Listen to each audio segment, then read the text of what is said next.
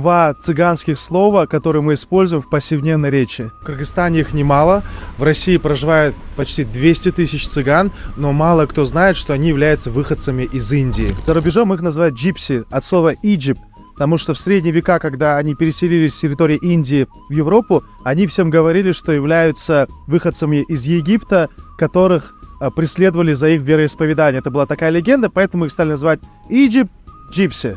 От них мы переняли два слова, которые используем. Первое слово – это слово «хавать», которое в переводе с цыганского значит «хав». Глагол «хав» – это «кушать». Второе слово – это «лове».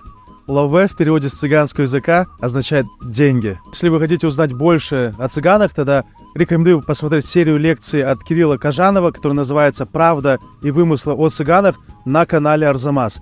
Подпишись на меня, я делюсь очень интересной информацией. До следующего контента.